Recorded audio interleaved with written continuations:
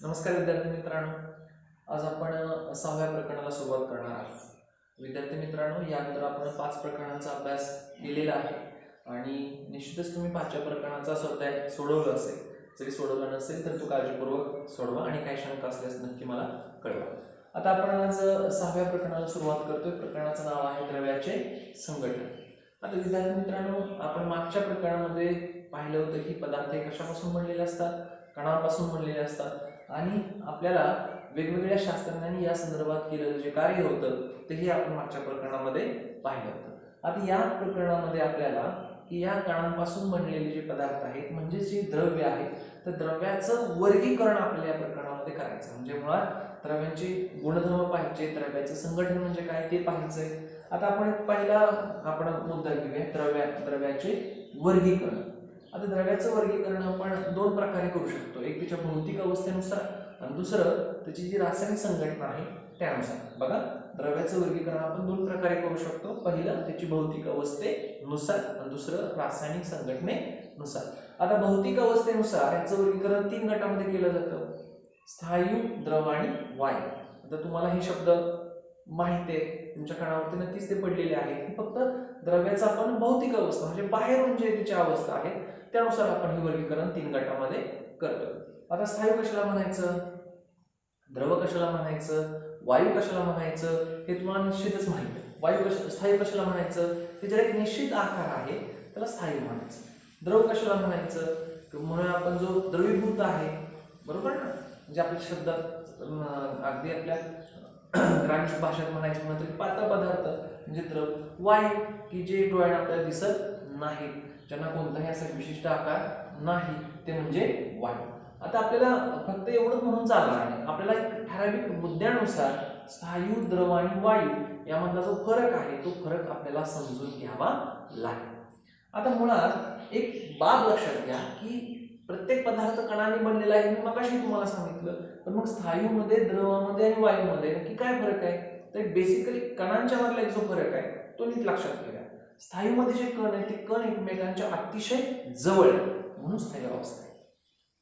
द्रवामध्ये हेच कण एकमेकापासून लांब आहे आणि वायूमध्ये हे कण अजूनच लांब आहे, त्यामुळे आपल्याला वायू पदार्थ दिसत देखील नाही. कारण तेच कण एकत्रित आले तर ते दिसतील ना. साधारण एक बाब लक्षात घ्या की ज्या वेळेला आपण काय होतं, घरामध्ये आपल्याला दूध वगैरे उकळतं त्यावेळेला आपण जर त्याच्यावरती झाकणी काढली तर झाकणी काढल्यानंतर काय होतं की त्याची वाफ आपल्याला दिसते. पण ज्या वेळेला इतर पाणी सांडलेलं असतं ते पाणी तुम्ही पाहिले की ते पाणी सुद्धा कालांतर नष्ट होतं, कारण त्या पाण्याचं काय होतं, बाष्पीभवन होतं. पण तिथली वाफ आपल्याला दिसते का, कधी नाही दिसत, कारण ते अतिशय छोट्या छोट्या कणामध्ये काय होत असते, वातावरणामध्ये निघून जाते. म्हणजे ह्या तिन्ही पदार्थ, तिन्ही अवस्था यामध्ये कण आहेत, पण ह्यामध्ये कण अतिशय जवळ आहेत, ह्यामध्ये कण एकमेकांपासून थोडे लांब आहेत, तर इथं वायू अवस्थेमध्ये कण अजूनच लांब आहेत. आणि अशा पद्धतीने ह्या 3 अवस्था बनलेल्या आहेत. आता काही मुद्द्यांच्या आधारे आपण स्थायू, द्रव आणि वायू यामध्ये काय फरक आहे तो आपण पाहू. आता प्रवाहिता. आता प्रवाहिता म्हणजे काय, प्रवाह आहे, वाहने हा शब्दप्रयोग आपण घेतो. आता स्थायू कधी वाहतात का, नाही. म्हणजे दगड असं तुम्ही एका ठिकाणी ठेवला असं तो व्हायला लागलाय, जसं बर्फ वितळतो तसं आहे काही तर नाही. म्हणजे प्रवाहिता स्थायूमध्ये नाही. ना आताच मी म्हटलं बर्फ वितळतो, तो म्हणाला की बर्फ वाहतो, पण लक्षात घ्या की इथं अवस्थांतर होते, अवस्था काय होते, बदलते. बर्फाचं म्हणून आपण पाण्यात रूपांतर होते, म्हणजे स्थायूचं रूपांतर द्रवात होते, बरोबर ना. म्हणजे इथं स्थायूमध्ये प्रवाहिता दिसत नाही. द्रवामध्ये असते का, असते. पातळ पदार्थ असल्यामुळं किंवा बॉन्ड त्याच्यातले कमी असल्यामुळं, कण एकमेकापासून लांब असल्यामुळं कण वाहतात. वायूमध्ये सुद्धा वाहतात, हवा वाहते, तुम्ही पाहिलं. म्हणजे प्रवाहिता स्थायूमध्ये नाही, द्रवामध्ये आहे, वायूमध्ये देखील आहे. आकारमान. इथं आकारमान लिहिले, पुढं आकार लिहिले, लक्षात घ्या दोन्हीमध्ये डिफरन्स आहे. आकारमान म्हणजे थोडक्यात जागा व्यापणे,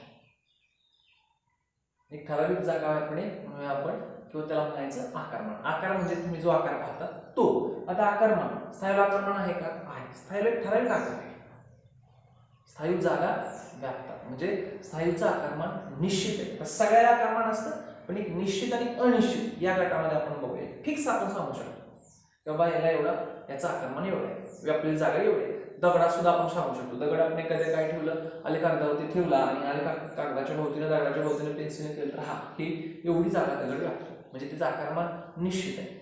आता द्रवाचं आकारमान निश्चित आहे का? हो, द्रवा सुद्धा आपण एक निश्चित आकारमान देऊ शकतो. समजा एखाद्या पाण्याच्या बाटलीमध्ये भरलं तर एक निश्चित आकारमान आपण सांगू शकतो. तसं वायूचं आकारमान आपण निश्चित सांगू शकत नाही. तू म्हणाल द्रव जसं आपण बाटलीमध्ये भरतो तसं वायू भरला, पण नाही, कारण त्या कणामधलं अंतर कमी किंवा जास्त असू शकतं. गरम हवा असेल तर कणामधलं अंतर जास्त असतं, थंड हवा असेल तर कणामधलं अंतर कमी असतं. त्यामुळे या ठिकाणी वायू पदार्थ म्हणजे वायू अवस्थेच्या बाबतीत त्यातील म्हणू आपण की आकारमान त्याचं आपण निश्चित सांगू शकत नाही, म्हणजे आकारमान कसं आहे, अनिश्चित. तर बघा, आकारमानाच्या बाबतीत आपण पाहिलं स्थायूला निश्चित आकारमान आहे, द्रवाला देखील निश्चित आकारमान आहे, पण वायूचं आकारमान अनिश्चित आहे. आता पुढचा मुद्दा आहे आकार. आता आकार म्हणजे तुम्हाला माहिती आहे की असणारा आकार, स्थायूला एक आकार असतो, बरोबर ना? द्रवाला आकार असतो का? नाही, आपण देतो आकार, म्हणजे त्याचा आकार निश्चित नाही. वायूला तरी आकार आहे का? नाही, आपण देतो, म्हणजे वायूलाही निश्चित आकार नाही. म्हणजे स्थायूला आकार आहे, निश्चित आकार आहे, अनिश्चित इथेही अनिश्चित. दिला तर आकार, नाही दिला तर नाही. ओके, म्हणजे इथं निश्चित आकार आहे, इथं नाही, इथंही नाही. पुढचं सपिंडता. हा शब्द तुमच्यासाठी नवीन आहे. सपिंडता म्हणजे काय बघा, तुम्ही एक शब्द ऐकलेला आहे. आता प्रत्येक जण आपण मोबाईल वापरत असतो की फाईल कंप्रेस करणे, आपण कधी कधी तुम्ही ऐकलं असेल. म्हणजे बाबा एखादी मोठी फाईल असते आणि ती परत फाईलचं एक म्हणू आपण की साईज कमी केली जाते, कंप्रेस त्याला म्हणतात, बरोबर ना? आता इथं सपिंडता म्हणजे काय? आता फाईल कंप्रेस करताना काय कंप्रेस, इथं सपिंडता शब्द त्याच अर्थाने घेतलेला आहे.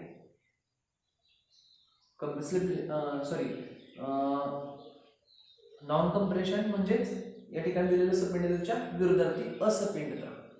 आता या ठिकाणी बघा की ज्याला कंप्रेशन केलं जातं त्याला काय केलं जातं की त्यामधले ज्या फाईल्स आहेत, एखाद्या व्हिडिओचं उदाहरण घेतोय तर ते तपशीलवार एकावरती व्यवस्थितपणे मांडल्या जातात. जसं आपण काही वेळेला अशी पुस्तकं ज्या वेळेला आपण इतरत्र पसरलेली असतात तर ती जागा जास्त घेतात, पण तीच पुस्तकं जर आपण व्यवस्थित लावली तर ती कमी जागेत बसतात. इथं तसंच आहे की अस्ताव्यस्त पडलेले असणं आणि व्यवस्थितपणे सेटअप असतं. येते लक्षात तुमचं? तर सपिंडता म्हणजे हा गुणधर्म आहे. त्यातले जे कण आहेत ते कण इतरत्र जर असतील पसरले तर म्हणून आपण त्याची सपिंडता कमी आहे, पण तेच कण आपण एक विशिष्ट पद्धतीने आपण लावून ठेवलेले आहेत तर तिथे सपिंडता जास्त आहे. म्हणजे थोडक्यात कणांच्या मांडणीशी रिलेटेड तो गुणधर्म आहे. येते लक्षात तुमच्या? मांडणी आपण जर व्यवस्थितपणे तपशीलवार ठेवली असेल, लिस्ट बाय लिस्ट, तर म्हणूया सपिंडता जास्त आहे. जर तसं नसेल तर सपिंडता कमी आहे. आता स्थायूमध्ये सपिंडता कमी असते, कारण कशाही पद्धतीने एकमेकाशी कोरिलेटेड असतात, त्यामुळे अतिशय कमी नगण्य आपण म्हणूया की सपिंडता स्थायूमध्ये असते. द्रावामध्ये काही बाबतीत की कण थोडे कमी आहे ना, आपण म्हणूया की तपशीलवार असतात, कणांची विशिष्ट प्रकारची मांडणी थोडीशी द्रावामध्ये असते. जर ते कण लांब असतील तरी दिसते, म्हणून कणामध्ये द्रवामध्ये सपिंडता काही प्रमाणात असते. त्याच्या उलट वायूमध्ये सपिंडता जास्त असते. वायूचे कण आपण एक विशिष्ट पद्धतीनं एक दाटीवाटीनं एकत्रितपणे कंप्रेस करू शकतो, बरोबर ना? म्हणजे तुम्ही पाहिलं असेल बघा की गाडीचा आपल्या टायर किंवा ट्यूब मध्ये आपण हवा भरतो, त्यावेळेला आपण एक विशिष्ट पद्धतीने टायर जरी फुगला, सर्व बाजूने जरी फुगला, तरी आपण अजून त्याला प्रेशराईज करून अजून हवा भरून एकसारखेपणाने तो विशिष्ट पद्धतीने तुम्हाला तो टायर फुगलेला दिसतो. म्हणजे असं होताना दिसत नाही की एका ठिकाणी टायर जास्त फुगलाय, एका ठिकाणी टायर कमी फुगलाय, किंवा ट्यूब असेल तर एका बाजूनं विशिष्ट पद्धतीनं काय झाली फुगली आणि एका बाजूने फुगलीच नाही, असं दिसतं का? नाही. त्याला रिझन आतमधले असताना बरोबर हेही आहे, पण तिथे पडणारा दाब कसा असतो त्या कणांचा सर्व बाजूने कसा असतो? एकसारखा असतो. तिथल्या कणांचं एक विशिष्ट पद्धतीने एक क्रमबद्धता, एक तपशीलवारपणे कणांची रचना आपल्याला तिथं पाहायला मिळते. जर तुम्ही तशी म्हणून आपण वायूचा तिथं दाब दिला तर, म्हणजे वायूमध्ये सपिंडता जास्त प्रमाणात पाहायला मिळते, द्रवामध्ये ती काही प्रमाणात असते आणि स्थायूमध्ये ती अतिशय कमी असते. इथे लक्षात तुमच्या? तर आता सपिंडतेच्या आणि आंतरनिर्मित बल हे दोन मुद्दे फार महत्वाचे आहेत, बाकी तुमच्या सहज पद्धतीने लक्षात येतील. सपिंडतेच्या अपोजिट आंतरनिर्मित बल आहे, म्हणजे सपिंडता स्थायूपासून वायूकडे वाढत जाते तर आंतरनिर्मित बल कमी होत जातं. म्हणजे सर्वात जास्त आंतरनिर्मित बल कशामध्ये असणार? स्थायूमध्ये, त्याच्यापेक्षा एक कमी कशात असणार? द्रवामध्ये. आणि सर्वात कमी अंतर्निहित बल कशात असणार? वायूमध्ये. आता अंतर्निहित बल म्हणजे काय हे लक्षात घ्या. अंतर्निहित बल म्हणजे प्रत्येक पदार्थ हा कणांपासून बनलेला आहे आणि ते कण एकमेकाला काय करतात? एकमेकाकडे आकर्षून घेतात. कण एकमेकाकडे खेचतात, आकर्षित करून घेतात आणि या खेचण्याचे जे बलाला, खेचणारे जे बल आहे त्याला अंतर्निहित बल असं म्हणतात. लक्षात येते का बघा की हे रेणू, हे कण एकमेकाकडे काय करतायत? खेचतायत आणि या खेचण्याच्या प्रवृत्तीला अंतर्निहित बल असे म्हणतात. म्हणजे ती रेणूच्या आतमध्ये आहे, कणाच्या आतमध्ये आहे आणि ते कणाला एकमेकाला धरून ठेवतात, एकमेकाला चिटकून ठेवतात आणि अशा पद्धतीने हे अंतर्निहित बल आपल्याला पाहायला मिळते. मी तुम्हाला मगाशी सांगितलं स्थायूमध्ये अंतर्निहित बल जास्त आहे, त्यामुळे कण एकमेकाशी बघा बॉन्ड असतात, ते चिटकलेले असतात. द्रवामध्ये हे कमी आहे, त्यामुळे तर कण लांब आहे, त्यामुळे तर तो पसरतोय. लक्षात घ्या, या आणि सपिंडता या दोन्हीमुळेच तीन अवस्था बेसिकली तयार झाल्या. बाकी गोष्टी आहेत, पण जर सपिंडता इथं आणि अंतर्निहित बल या दोन्हीमध्ये डिफरन्स जर नसता तर या तीन अवस्था निर्माण झालेल्या पाहायला मिळाल्या नसत्या. या ठिकाणी अंतर्निहित बल खूप जास्त आहे, त्यामुळे ते कण एकमेकांशी घडतात, त्यामुळे त्याला एक निश्चित एक आकार. इथं ते अंतर्निहित बल कमी आहे, परिणामी काय आहे की तो पदार्थ पातळ आहे, म्हणजे तो पसरतो इकडे तिकडे. आणि वायूमध्ये तर अंतर्निहित बल अजूनच कमी आहे, त्यामुळे कण सर्वत्र पसरतो. येते लक्षात तुमच्या? आणि म्हणजे थोडक्यात मला सांगायचं की अंतर्निहित बल स्थायीकडून वायूकडे कमी होत जातं, सपिंडता स्थायीकडून वायूकडे वाढत जाते. येते लक्षात? आता पुढचा मुद्दा आहे बघा, कणामधला अंतर. सुरुवातीला या मुद्द्यावरती आपण चर्चा केली होती की कणामध्ये, स्थायूमध्ये कण अतिशय जवळ आहेत आणि कणामधलं अंतर अतिशय कमी आहे. द्रवामध्ये हेच कणामधलं अंतर जास्त आहे आणि वायूमध्ये हेच कणामधलं अंतर अजूनच जास्त आहे. तर बघा, कणामधलं अंतर सुद्धा स्थायीकडून वायूकडे जात असताना कणामधलं अंतर सुद्धा वाढत जातं. म्हणजे आपण तीन महत्त्वाच्या गोष्टी बघितल्या. या ठिकाणी स्थायीकडून वायूकडे जाताना कणामधलं अंतर वाढतं, अंतर्निहित बल कमी होतं आणि सपिंडता काय होते? स्थायीकडून वायूकडे वाढत जाते. ओके, तर आपण द्रव्याचं वर्गीकरण भौतिक अवस्थेनुसार तीन गट, स्थायू, द्रव आणि वायू. आणि आता आपण वेगवेगळ्या मुद्द्यांच्या आधारे आपण काय केलं की पाहिलं की या तीन मध्ये नेमका काय फरक आहे. ठीक आहे, तुमच्या लक्षात आलं असेल. आता आपण पुढे काय करूया? द्रव्याचं वर्गीकरण करूया. आपण आता भौतिक अवस्थेनुसार केलं. आता रासायनिक जे संघटन आहे त्याच्यामधलं, त्या रासायनिक संघटनेनुसार आपण द्रव्याचं वर्गीकरण करूया. ठीक आहे. तर विद्यार्थी मित्रांनो, मगाशी आपण एक वर्गीकरण पाहिलं की जे भौतिक अवस्थेवरून होतं, किंवा आपण म्हणूया की जे द्रव्य आहे त्या द्रव्याच्या बाह्य अवस्थेवरून होतं असं म्हटलं तरी चालेल. आता आपण बघूया द्रव्याचं वर्गीकरण. त्याच्यामध्ये असणारे जे रासायनिक संघटन आहे त्या रासायनिक संघटनेनुसार आपण त्याचं म्हणूया की अजून एक प्रकारे वर्गीकरण करूया. आता हे वर्गीकरण तीन गटामध्ये केलं जातं. या ठिकाणी तुम्हाला दिसते, पहिला आहे मूलद्रव्य, दुसरं संयुगे आणि तिसरं मिश्रण. तर मूलद्रव्ये, संयुगे आणि मिश्रणे या तीन गटामध्ये हे वर्गीकरण केलं जातं. आता मूलद्रव्य कोणाला म्हणायचं, संयुगे कोणाला म्हणायचं आणि मिश्रणे कोणाला म्हणायचं, या संकल्पना आपल्या या अगोदर देखील झालेल्या आहेत.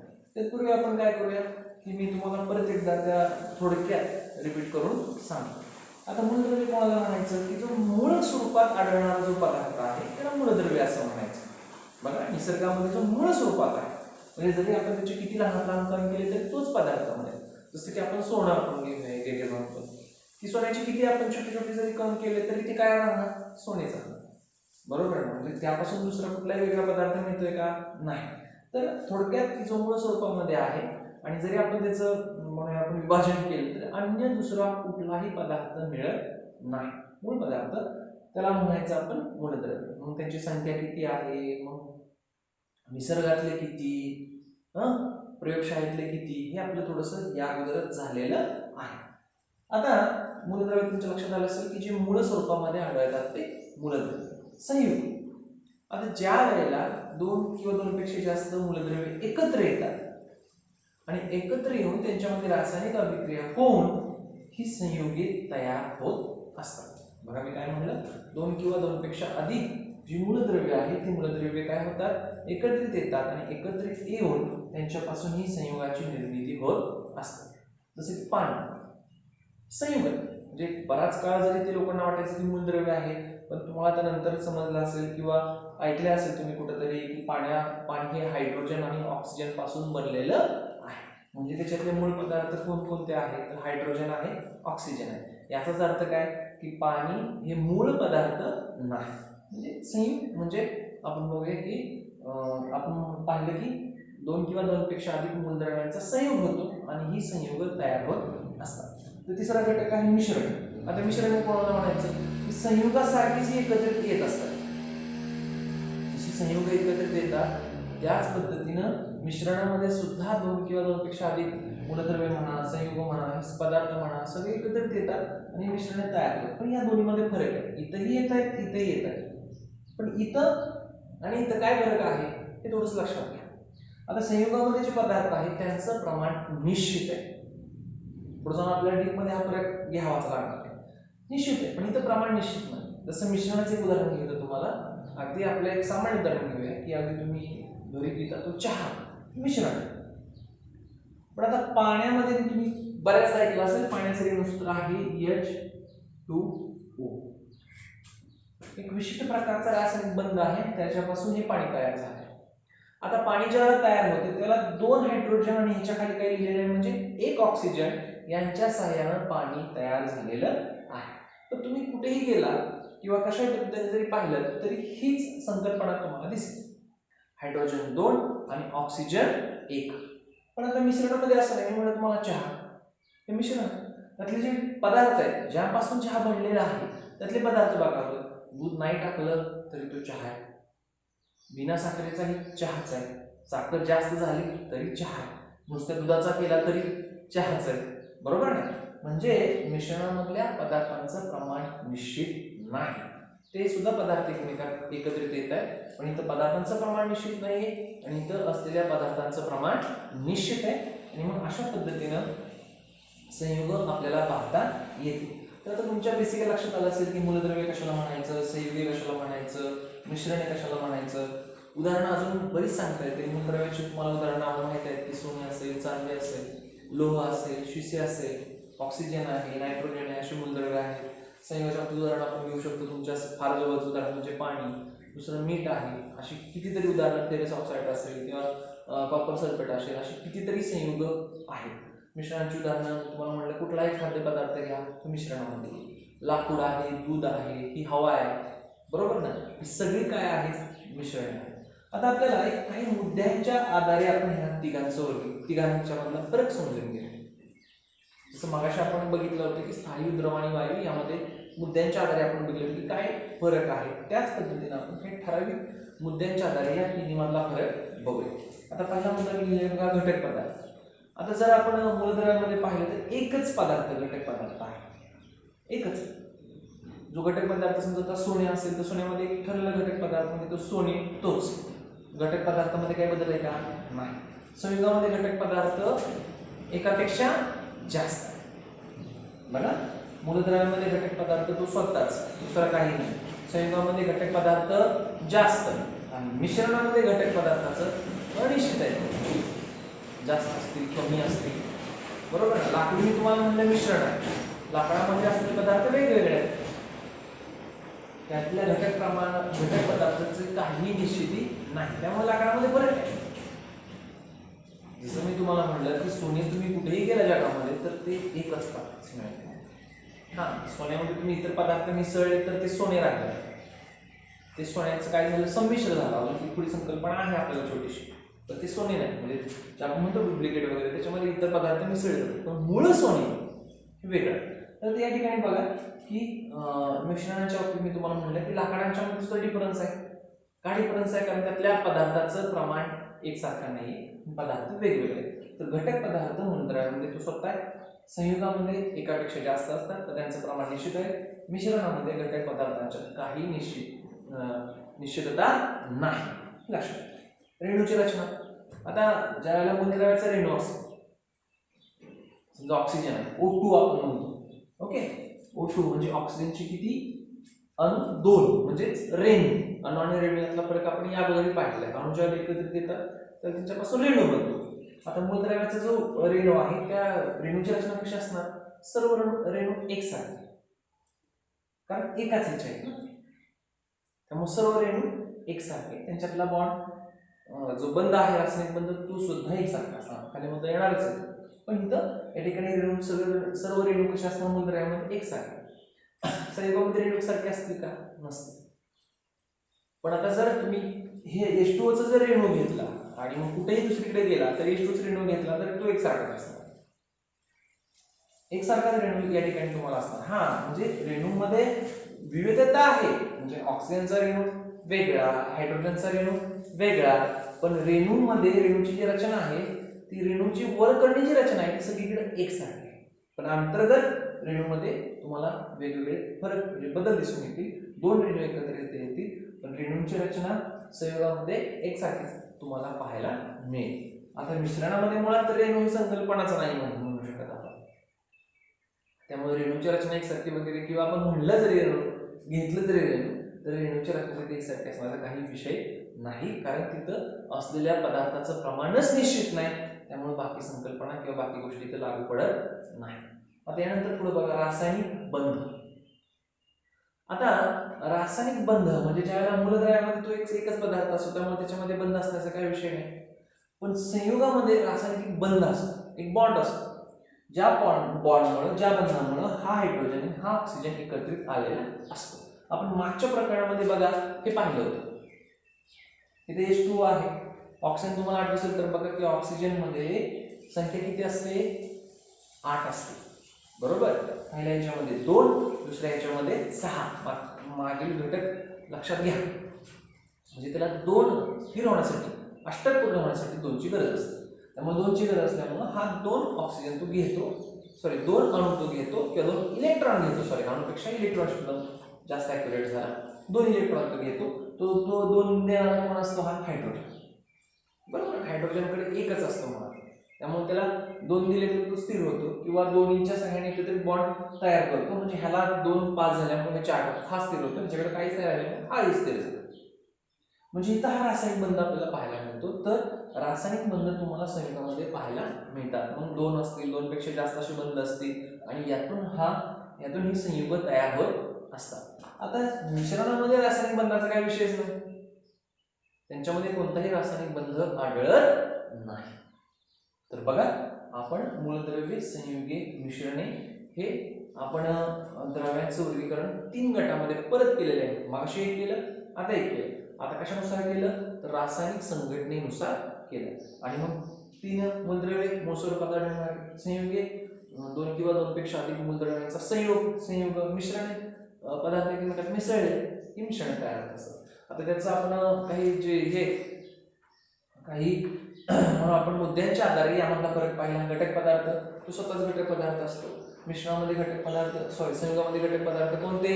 की जे मूलद्रव्य आहेत त्या मूलद्रव्यांचे कॉम्बिनेशन आहे घटक पदार्थ ते तिथे असतात. मिश्रणामध्ये घटक पदार्थाचा काय विषय, जे ते सर्व अनिश्चित असतात आणि वेगवेगळ्या घटकापासून ती मिश्रणं बनलेली असतात. रेणूंची रचना इथं एकसारखी त्यामुळे एकच प्रकारची असते. इथे रेणूंची रचना एकसारखी असते, रेणू वेगवेगळ्या असतात पण रचना एकसारखी असते. इथे रेणूंची रचना एकसारखी नसते. रासायनिक बंध इथं जर तोच ह्याच्यापासून असतो त्यामुळे रासायनिक बंधाचा इथे काही विषय उद्भवत नाही, कारण स्वतःच मूलद्रव्यामध्ये. इतर रासायनिक बंध असतो 2 किंवा 2 पेक्षा जास्त, इथं कुठलाही रासायनिक बंध आपल्याला आढळून येत नाही. गुणधर्म शेवटचा मुद्दा राहिला आपला.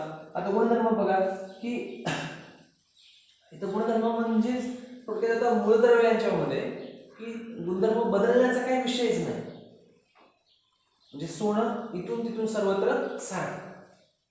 म्हणजे इथं गुणधर्मामध्ये काय अगदी आपण हा मुद्दा चर्चेला घेण्याइतपत सुद्धा मूलद्रव्यांच्या बाबतीत हा मुद्दा महत्वाचा नाही. का नाहीये? कारण त्याच्यामध्ये काही डिफरन्स आढळूनच येत नाही, त्यामुळे तिथे फिक्स आहे. संयुगामध्ये बघा काय होतं की संयुगामध्ये मूळ गुणधर्म बदलतात. काय म्हणतो मी? मूळ गुणधर्म बदलतात. आता संयुगाचं एक उदाहरण घेतलं म्हणजे लक्षात येईल. H2 पाणी, हायड्रोजन आणि ऑक्सिजन हे 2 मूळ तिथले पदार्थ आहेत आणि ज्यावेळेला संयुग तयार झाले त्याचे गुण झालेला आहे त्यावेळेला गुणधर्म राहिलेत का बदलले हे लक्षात घ्या. आता दोन्हीची आपण दोघांची गुणधर्म घेऊया. हायड्रोजन हा स्वतः त्याचं ज्वलन होतं, असा अतिशय ज्वालाग्राही म्हणू आपण किंवा वेगाने जळणारा असा वायू म्हणजे हायड्रोजन. ऑक्सिजन ज्वलनास मदत करतो, बरोबर ना, आणि तो म्हणूया आपण मागे आपण पाहिले की तो ज्वलनास मदत करणारा वायू आहे. पण त्याच्यापासून तयार झालेलं पाणी आग काय करतं? विझवतं. आग काय करतं? विझवतं. म्हणजे एक लक्षात घ्या की ह्यामध्ये ज्यावेळेला संयुग तयार होतात त्यावेळेला गुणधर्म काय होतात? बदलतात. ज्या वेळेला संयुग तयार होतात त्यावेळेला मूळ पदार्थाचे गुणधर्म काय होतात? बदलतात. नवीन गुणधर्माचा पदार्थ तयार होतो. किंवा फेरस ऑक्साईड असतं. फेरस ऑक्साईड तुम्हाला माहिती आहे, फेरस म्हणजे लोह. आता हे जे फेरस ऑक्साईड आहे, फेरस म्हणजेच लोहापासून तयार होतं. तुम्हाला माहिती आहे लोह चुंबकाला काय होतं? चिकटतं. म्हणजे याला फेरस ऑक्साईड म्हणजे हेच लोखंड ज्यावेळेला गरम होतं त्याच्यामध्ये ऑक्सिजनची बरोबरची क्रिया होते आणि फेरस ऑक्साईड तयार होतं. तर हे फेरस ऑक्साईड चुंबकाला चिटकत नाही. म्हणजे लोहापासूनच तयार झालेलं फेरस ऑक्साईड पण ते संयुग आहे, त्याच्यामध्ये लोह आणि ऑक्सिजन या दोन्हीचा संयोग आहे आणि तो मूळ गुणधर्म काय झालाय? बदललाय. हे लक्षात तुमच्या. म्हणजे संयुगामध्ये पदार्थातील मूळ गुणधर्म काय होतात? बदलतात. किंवा दुसरं उदाहरण, तिसरं उदाहरण घेऊया मिठाचं. Sodium chloride NaCl. आता यामधलं एक Na म्हणजे सोडियम आहे आणि सोडियम अतिशय म्हणूया आपण की तो स्पर्श सुद्धा त्याला करायला आपल्याला परवानगी नाही, इतका तो हाताला म्हणूया आपण भासतो किंवा घातक आहे. मीठ काय तुमच्या हाताला घातक आहे? भासतं का मीठ हाताला? नाही भासत. म्हणजे सोडियम दाह करतं, एक प्रकारचा आग करतं किंवा आपण त्याला स्पर्शही करू शकत नाही. मोकळ्या हवेमध्ये त्याचं साधारणतः तो पेट घेतो असं आहे. मीठ काय पेट घेतं का? नाही. स्पर्श करायला त्याला काय अडचण आहे का? नाही. म्हणजे ते मूळ गुणधर्म काय झाले? बदलले. म्हणजे संयुगामध्ये मूळ गुणधर्म काय होतात? बदलतात. आता मिश्रणाकडे आपण जाऊया. आता मिश्रणामध्ये मूळ गुणधर्म बदलत नाही. बघा मिश्रणामध्ये मी काय म्हणतोय? मूळ गुणधर्म बदलत नाही. तुम्ही चहा पिता, अगोदर साखर तुम्ही कधी प्रत्येकानं खाल्लेली आहे. साखर गोड असते. चहामध्ये टाकली की चहा कसा लागतो? तिथे गुणधर्म बदलला का? नाही. म्हणजे चव बदलली का? नाही. गुणधर्म या उद्देशाने लक्षात घ्या. म्हणजे ती गुणधर्म तोच आहे. अशी चटणी खाल्ली तिखट लागते आणि एखाद्या ह्याच्यामध्ये टाकली खाल्ली तरी तिखटच लागते. म्हणजे का भेळीमध्ये चटणी टाकली म्हणून चटणी गोड झाली असं होतंय का? नाही. मग त्याचा गुणधर्म सोडला का त्याचा? नाही सोडला. म्हणजे मिश्रणामध्ये ज्या गोष्टी असतात ते गुणधर्म बदलत नाही. गुणधर्म तो कंटिन्यू पुढे घेऊन जातो. बरोबर आहे. म्हणजे इथं मिश्रणामध्ये पदार्थाचे मूळ गुणधर्म बदलत नाही. हा भाग लक्षात घ्या. तर बघा आपण या वेगवेगळ्या मुद्द्यांच्या आधारे या द्रव्याचं वर्गीकरण मूलद्रव्ये, संयुगे आणि मिश्रणे या 3 गटामध्ये केलं आणि मग वेगवेगळ्या मुद्द्यांच्या आधारे यामध्ये काय फरक आहे तो आपण पाहू. ठीक आहे. आता विद्यार्थी मित्रांनो एक छोटासा भाग आपण पाहूया आणि त्यानंतर आजचा व्हिडिओ आपण थांबवूया. आता आपण मगाशीच पाहिलं होतं की रासायनिक संघटनेनुसार 3 गटामध्ये वर्गीकरण केलं जातं, बरोबर ना. मूलद्रव्यांचं पाहिलं, संयुगाचं पाहिलं आणि मिश्रणाचं पाहिलं. या 3 गटामध्ये पदार्थांचं वर्गीकरण, या 3 गटामध्ये द्रव्यांचं वर्गीकरण, या 3 गटामध्ये केलं जातं. आता त्यापैकी जो पहिला गट आहे मूलद्रव्य, त्या मूलद्रव्याचं आपण थोडीफार माहिती घेऊ. आता मगाशी मी तुम्हाला सांगितलं की निसर्गात मूळ स्वरूपात आढळणाऱ्या पदार्थांना मूलद्रव्य असे म्हणतात, बरोबर ना. मग त्यामध्ये आपण वेगवेगळी उदाहरणं पाहिली, ऑक्सिजन पाहिलं, नायट्रोजन, भरपूर उदाहरणं पाहिली. पण आता थोडंसं आपण ते रिपीट करूया. आता या मूलद्रव्याचं वर्गीकरण परत 3 गटामध्ये केलं जातं. पहिला गट आहे बघा धातू, दुसरा आहे अधातू आणि तिसरा आहे धातू सदृश. आता धातू सदृश हे 3 गटामध्ये या ठिकाणी वर्णन केलेलं आहे. तर आपल्याला पुढचे प्रकरण सुद्धा आहे. हे प्रकरण झाल्यानंतर मला ते 7वंच प्रकरण असेल धातू आणि अधातू. यामध्ये आपण या धातू, अधातू, धातू सदृशचा डिटेल अभ्यास करणार आहोत. पण तत्पूर्वी थोडीशी ओळख म्हणून आपण या कन्सेप्टकडे पाहूया. तर मूलद्रव्याचं वर्गीकरण बघा 3 गटामध्ये केलं जातं, धातू, अधातू आणि धातू सदृश. आता या काही मुद्द्यांच्या आधारे यातला फरक आपण समजून घेऊया. चकाकी आहे, तन्यता आहे, वर्धनीयता आहे, घनत्व आहे, त्याची अवस्था आहे, अशा अजून भरपूर मुद्दे आहेत आणि त्याच्या आधारे आपल्याला या 3 मधला फरक लक्षात येईल. आता चकाकी म्हणजे काय बघा, ही चकाकीपणा, चकाकणे. तन्यता म्हणजे तार काढता येते. वर्धनीयता म्हणजे ठोकून पत्रे काढता येतात. घनत्व म्हणजे त्याच्यामध्ये असणारं कण आपण म्हणूया ना कणांचं घनत्व, विशिष्ट जो आकारमानामध्ये असणारं, विशिष्ट जागेमध्ये असणारं कणांचं प्रमाण म्हणजे त्याचं काय घनत्व आणि त्याची अवस्था. ओके, आता या वेगवेगळ्या मुद्द्यांच्या आधारे आपण धातू, अधातू आणि धातू सदृश्य यामधला फरक आपण लक्षात घेऊया. अजून भरपूर मुद्दे आहेत, मी तुम्हाला म्हटलं की नेक्स्ट प्रकरणच आपलं स्पेशली धातू, अधातू आणि धातू सदृश्य याच्यावरती आहे. आता धातूमध्ये बघा की हे सर्व गुणधर्म धातूच्या बाबतीत जर चकाकीपणा आहे, आता सोने चकाकीपणा आहे का? आहे, सोने चकाकतं. तन्यता म्हणजे तार काढता येते. वर्धनीयता त्याचा पातळ काढता येतो. घनत्व, सोन्याचं घनत्व जास्त आहे, म्हणजे ते कण छोट्या जागेमध्ये जास्त कण एकवटलेले आहे.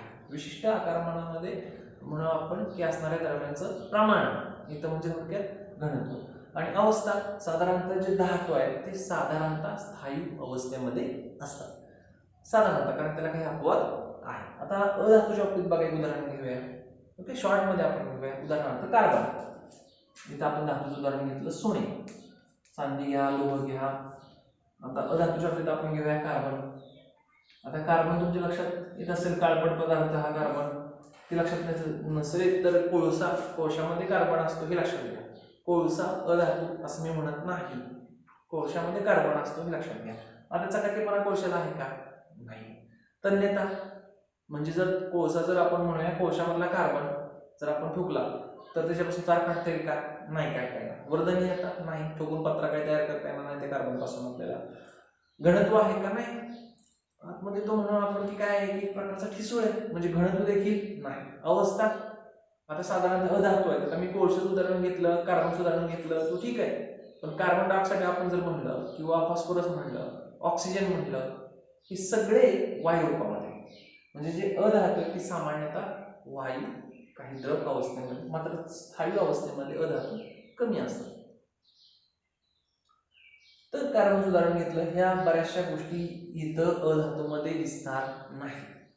धातू सदृश्य या दोन्हीचे गुणधर्म दाखवतात, या दोन्हीच्या दरम्यान असणार म्हणजे धातू सदृश्य. काय ह्याचा दाखवू, एका दुसऱ्या ह्याचा दाखवू, जसं की आपण म्हणूया आर्सेनिक आहे, जर्मेनियम आहे, सिलिकॉन आहे. सिलिकॉन तुम्ही पाहिलं असेल बघा, चकाकतं सिलिकॉन, जे आपल्यामध्ये सोलर पॅनल बसवला जातो, या सोलर पॅनलमध्ये सिलिकॉन असतं, चकाकतं. पण चकाकतं म्हणून तिची तार काढता येते का सिलिकॉनची? नाही काढता. घनत्व आहे का त्याचं? नाही. ठिसूळपणा त्याच्यात आहे उलटा. म्हणजे धातू एक ठराविक गुणधर्मांचा एक गट म्हणूया, ठराविक गुणधर्म दिसतात असा गट.